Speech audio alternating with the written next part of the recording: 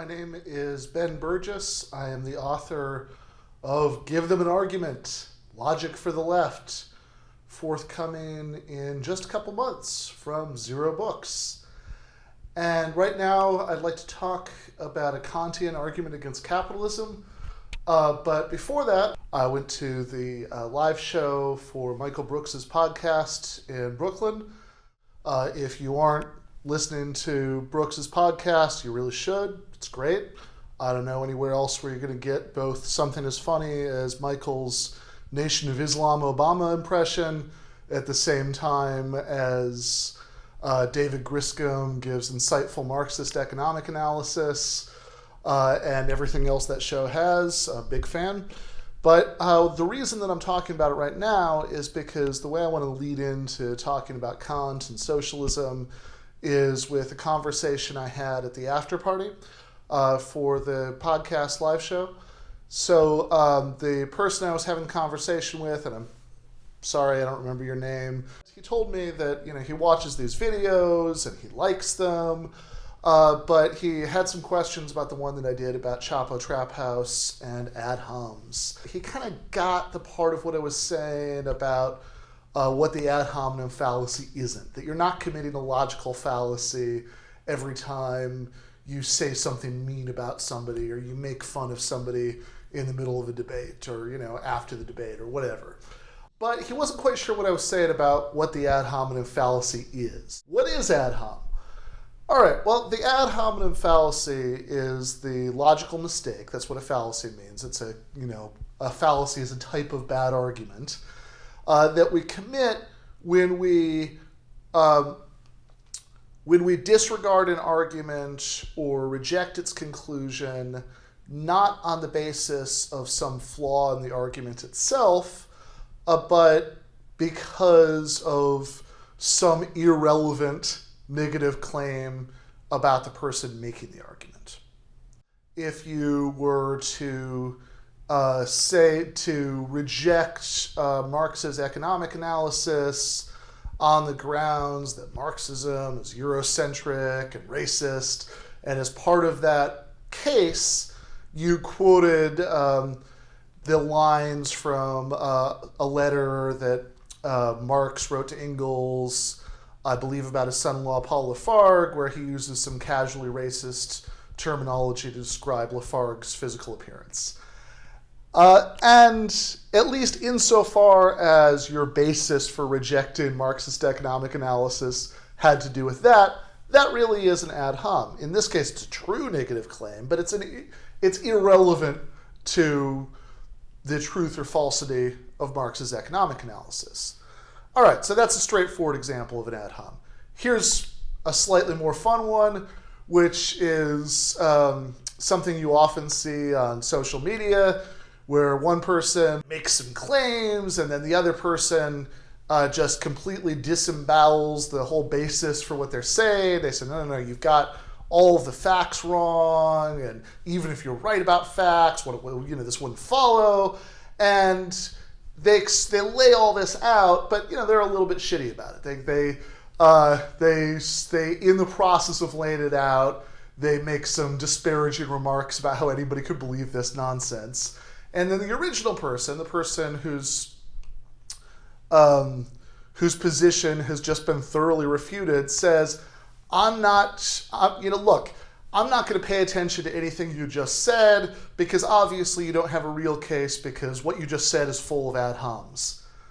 Well, the person who just said that actually is committing the ad hominem fallacy, saying that you're going to disregard the argument, you're going to reject its conclusion because the person who made it made some negative and disparaging remarks about you actually is the ad hominem fallacy. Okay, so the ad hominem fallacy, and the larger point I was making about the ad hominem fallacy in that video, is about how we go about using this terminology of logical fallacies while we're reasoning about political conclusions. In other words, when I say we need to reclaim logic for the left, I don't just mean that we need to show exactly what's wrong with various right-wing arguments, although I do think that's important that we do that. It's not just that I mean we need to make more explicit arguments for left-wing positions, although I think it's actually really important that we do that. I also mean that we need to show what's wrong with the way that the brigades of, libertarian or neo-reactionary or whatever keyboard warriors misuse logical terminology. That it's not just that they come to the wrong political and moral conclusions, it's that they're doing it wrong. And we need to model a way of doing it better. And one of the key ways that they do it wrong is that they have a very superficial way of throwing around accusations of logical fallacies because they see these as sort of like weapons to shut people down with, as a sort of way of giving somebody a yellow card in a debate. And that's not at all the point. A logical fallacy is a specific kind of way that reasoning could go wrong. And the reason you want to avoid them is because you want to be right. That you're less likely to get to the right answer if you're making a bad argument, a kind of argument where the premises might seem like they support the conclusion, but they really don't. And that's not about being fair or considerate to your enemies in debate. It's about getting the right answer. And if you're viewing the exercise of identifying logical fallacies in that light, then you can see that you don't just want to sort of memorize some names of logical fallacies and throw them around every time it sort of sounds like somebody's committing them. What you want to do is you want to put actual thought into whether an argument has gone wrong in one of these ways. So the ad hominem thing is one example of that. Another example of that that's closely related is the appeal to authority fallacy. Whether somebody's committing the appeal to authority fallacy on the one hand, or whether they're engaged in a legitimate citation of expert opinion on the other, depends on the specifics of the argument. You have to really look at it in detail and actually stop and think about it. Is the person being cited someone who has relevant expertise about the specific issue on the table that the rest of us don't have? In which case the fact that they've come to this conclusion actually is at least a reason in favor of the conclusion? Or is an irrelevant kind of impressiveness being used as a sort of pseudo reason to accept the conclusion?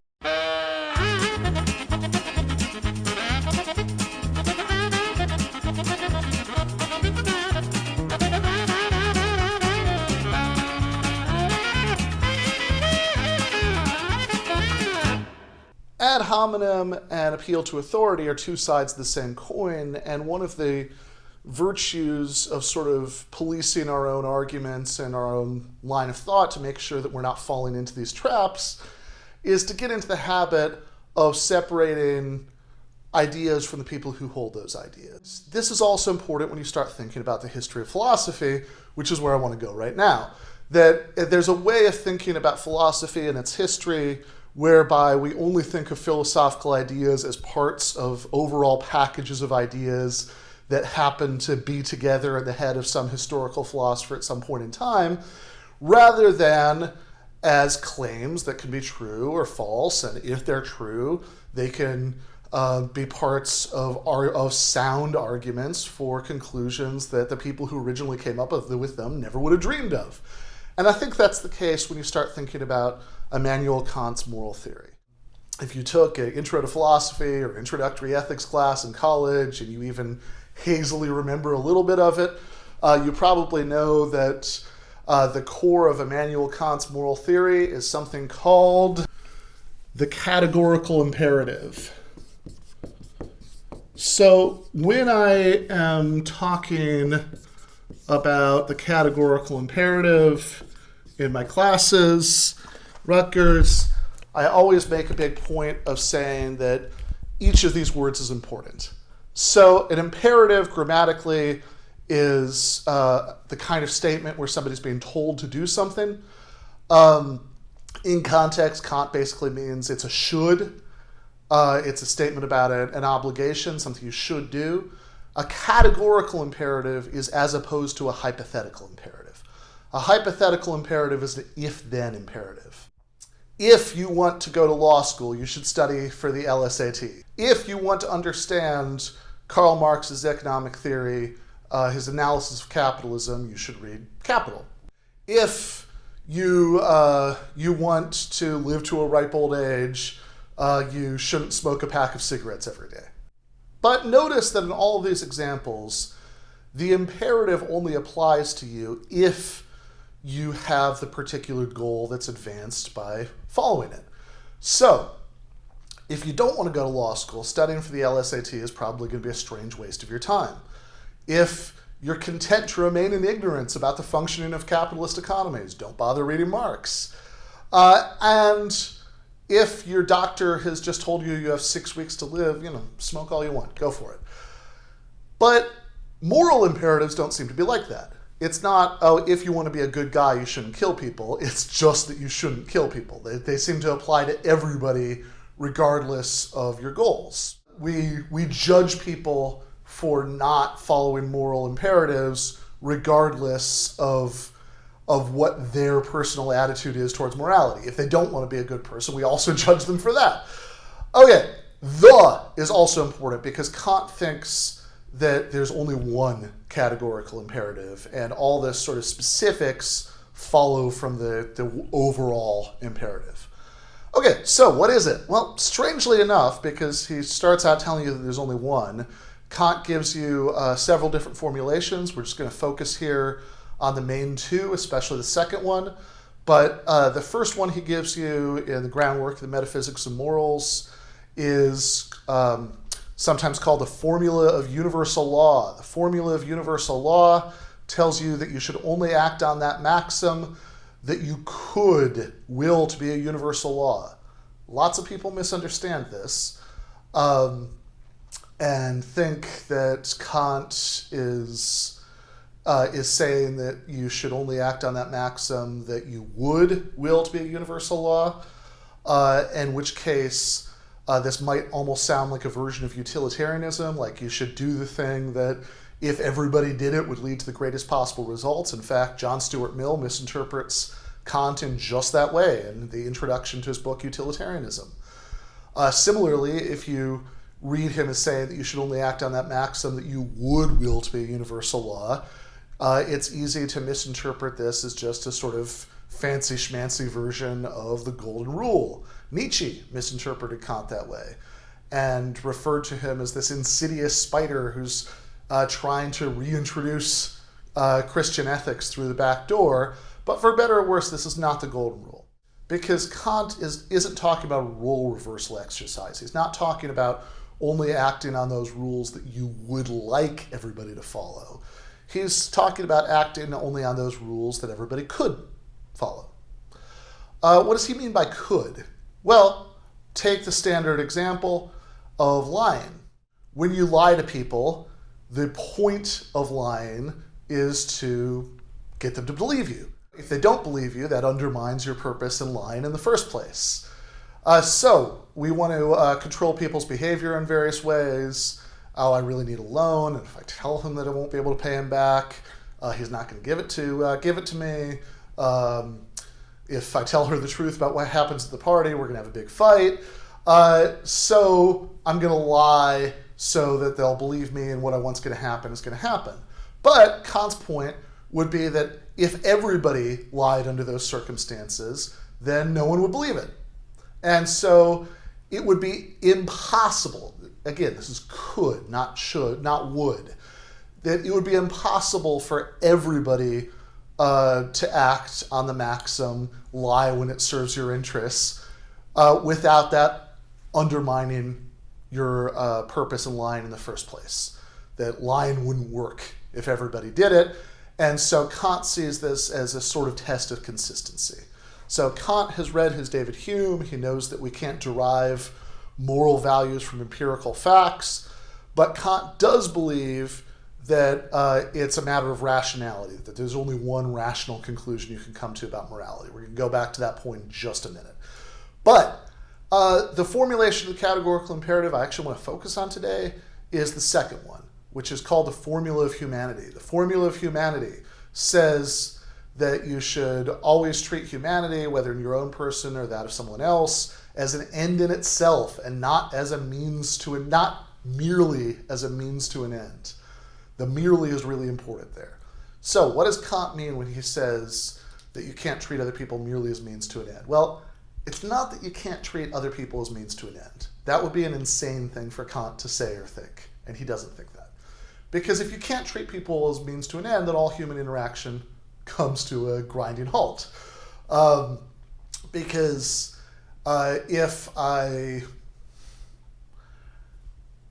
ask somebody to help me move a couch, I'm treating them as a means to an end. If I teach a class at a university in the hopes of getting a paycheck, that's part of my motivation. I am treating the people who are hiring me at the university as means to an end. If I buy a cup of coffee, I am treating the barista as a means to an end to getting a cup of coffee. Kant doesn't think any of these things are wrong, right? You're allowed to ask other people for help. You're allowed to engage in mutually beneficial behavior, etc., etc. That's all fine. What Kant does say is that you can't treat other people merely as means to an end. Here's a straightforward example. Imagine that you're buying a bottle of water from a vending machine, and it's one of those deals where the bottle it doesn't quite work. You put in your money, and the bottle of water comes halfway out, and it gets stuck.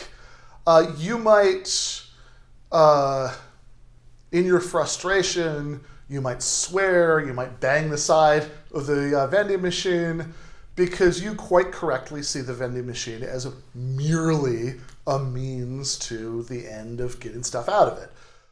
Whereas if you were buying the same bottle of water from a CVS, and no matter how much trouble the cashier was having ringing up your order, you wouldn't bang them on the side or curse at them, or at least I hope not, because you acknowledge that that's a person, and persons are ends in themselves and not merely means to an end. Okay, that's the formula of humanity. Kant insists that these formulations and a couple of others are all equivalent. And maybe they are, maybe they aren't. I think there's room for reasonable people to disagree about whether he's ultimately right about that. And that gets into some tricky issues about how you interpret some of these. And I think that there are also good arguments that should give us pause about whether Kant is right to believe that his particular moral theory is the only rational conclusion you could come to about morality. So nothing that I'm saying here assumes pure Kantianism about ethics. But even if you find some of those anti-Kantian arguments I just mentioned compelling, you might still think that the second formulation in particular, the formula of humanity, contains an important insight about ethics. And if you do, I think it could be the basis for an argument against capitalism. So think about how the standard capitalist employment contract works. That the capitalist is willing to offer you a job, so you'll be producing a bunch of value along with other workers, but you and your fellow workers don't actually get to decide how much that value each of you get to keep. You don't have really any say in that whatsoever, other than the sort of basic, okay, if you stay, you're accepting your boss's determination about that. The workplace, love it or leave it. You don't have any say in how the place is run. You're taking orders all day, every day, or every day that you're working for 8 out of the 16 hours that you're awake. Oftentimes, depending on the kind of employment we're talking about, this is going to be a level of intrusiveness that in most contexts, most of the time, even totalitarian governments don't impose on their citizens. That if you work at McDonald's or something, you have your boss tell you when you have to smile when you have to, when you're allowed to go to the bathroom. This is a really severe level of control over every aspect of your life for half of the time that you're awake most days. Why do people take this arrangement? Well, they take it because they don't realistically have much choice. That most of us aren't born into an economic position where we have the kind of access to the means of production that people who are born in better economic positions have. And there are a certain number of lifeboats out of the working class, but there are only a certain number. Even if you could get together the money to start a little business of your own, the vast majority of those lifeboats are going to sink, right? The vast majority of small businesses fail in their first year of operation. And if you start out poor, you have a whole lot more to lose when a business fails than rich investors do when one of the businesses they're investing in fails.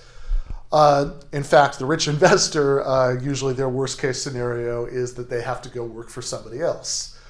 So, one way of thinking about one classic part of socialist critique of capitalism is to say that when you're offering somebody this employment contract, knowing that the only reason that they would take it is that they don't have realistic substantive alternate options, then you're treating them as merely a means to an end.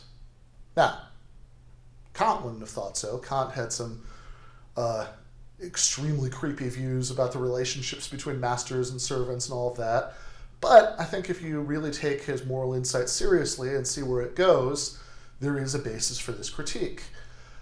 Now, contrast the kind of businesses that generally tend to exist under capitalism, the predominant economic form under capitalism, which are these kinds of hierarchical businesses.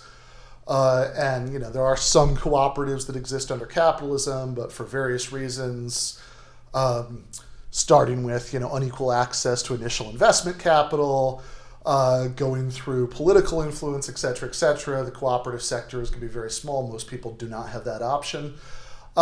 So contrast standard hierarchical capitalist businesses with the kind of economic enterprises that the Marxist economist Richard Wolff talks about in this book, Democracy at Work, The Alternative to Capitalism. And in bringing up Wolff here, I'm not meaning to necessarily take a side in any argument between, his particular vision of how post-capitalist society would work, as opposed to like Michael Albert and Robin Hanhell's Paracon, or as opposed to some of what Karl Marx says in the Critique of the Gotha program. I think that's a really interesting debate. I'm not interested in taking sides in that today. But the reason that I bring up Wolff is that his alternative to capitalism is fairly easy to understand. And what I'm going to say about it is going to apply to things that are even more radically divergent from the kind of economic system that we have now. So, Wolff says that the basic economic unit in a post-capitalist society would be what, with all the poetry you expect from an economics professor, he calls WSDEs, worker self-directed enterprises, which are kind of businesses that are sort of a mixture of what you might get from public employment and a certain kind of workers' cooperative, that the only members of the governing boards of these enterprises that wouldn't be elected by the workers themselves would be representatives elected by the surrounding community that's affected by the worker self-directed enterprises activities. Okay, well, it seems to me that if you have a great idea for an economic enterprise and you offer to have somebody come work on it with you, not as a wage slave in a traditional hierarchical capitalist business, but as a co-equal member of a worker self-directed enterprise, you're still using them as a means to an end. You're still, it's still that you need their labor to make the whole thing work, along with whatever labor you're directly putting in, etc. but you're not treating them merely as a means to an end. You're not saying, hey, come work for me for whatever employment deal you're desperate enough to accept. You're treating them as an end in themselves, as if they matter just as much as you did, and so they should have an equal say in the running of the place.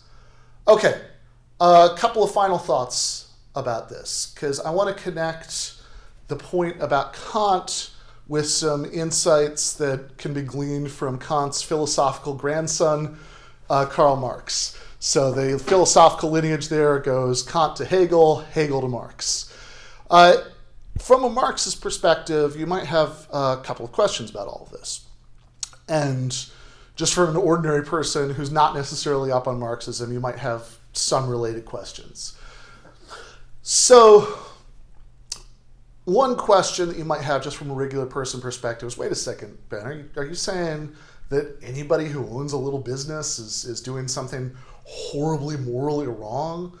I'm not. I have perhaps some of the more deranged tankies who comment on the YouTube videos sometimes will brand me as a counter-revolutionary for this.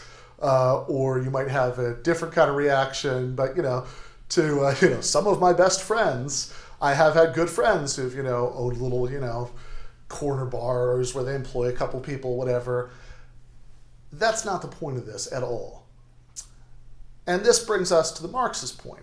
So from a Marxist perspective, you might have a couple of questions about this.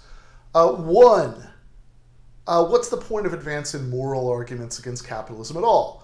After all, is it the Marxist pitch that workers should abolish capitalism and institute socialism because it's in their self-interest to do so collectively? And two, doesn't this kind of sound like moralism in the bad sense? And I know in my last video I was a little dismissive about the moralism point, but I do get what people are saying when they use the word moralistic in a negative way. I've used the word moralistic in a negative way. I do in the book a couple times. So, a couple of brief points about all of this. One, what's the purpose of advancing a moral argument against capitalism when we already have an argument that's in the self-interest of the overwhelming majority of the population to get rid of capitalism? Well, for one thing, just because it's in the collective self-interest of the overwhelming majority doesn't mean that being in solidarity with your fellow workers rather than trying to get promoted, make an individual accommodation for yourself is unambiguously in the self-interest of any individual worker. Clearly there is a moral component to any working class militant's commitment to their cause. Also though, if you're rooting for this to happen, you're not just saying, oh, it's in people's interest for this to happen, but you want them to realize this self-interest, then you are at least implicitly saying it would be just for this to happen. This would be a good outcome. No matter how allergic you might be to normative language, you are implicitly saying that. So, there are a lot of people out there, libertarians, Ben Shapiro types, who will argue until they're blue in the face that the expropriation of businesses from their current owners to turn them into the kind of worker-controlled enterprises Richard Wolff is talking about would be unjust, would be theft. So are we just saying, hey guys, it's in our interest to engage in some theft, let's do it, or do we think that this would actually be justified? And this is the kind of argument that gives you a reason to think that it's justified. It's good to have that to counter the libertarian argument. That in fact, when the libertarian tries to invoke that idea of property rights and theft, well, ultimately they're invoking a certain conception of individual rights, and I think it's good to be able to come back at them with a better conception of individual rights. All right, final point about moralism. Is this moralistic in the bad sense? And this goes back to the first objection, the sort of ordinary guy in the street objection. Hey, wait a second. Are you saying that everybody who owns a corner bar or bookstore where they do half the work, etc., but it's organized as a traditional capitalist business is a terrible person? No, not at all. Here's an analogy that I find helpful for that. think about the legal doctrine of coverture. So this was the prevailing doctrine in the United States and a lot of other countries, certainly until late in the 19th century, and there were remnants of it until well into the 20th century. It's really the 1970s when the last pieces of this kind of get swept away by the courts, that a lot of the legal rights of a married woman passed over to her husband. Now, I think that an egalitarian marriage contract is much more clearly a recognition of the woman you're proposing marriage to as an end in herself than one based on this oppressive notion of coverture. Does that mean that that every man who asked a woman to marry her before this odious legal doctrine was gotten rid of was doing something wrong? Does that mean that every woman who accepted before this odious legal doctrine was gotten rid of was failing to stand up for herself in an objectionable way? Not necessarily. This was the prevailing cultural and societal norm. It's understanding, people want to go about their lives. They want to do things like start businesses, get married. In and of itself, that doesn't make you a horrible person. What matters, our focus, what we center, shouldn't be what this says about the individual virtue of people who participate in flawed institutions. Our focus should be on a moral critique of the institutions themselves, and that's what I've tried to offer right here.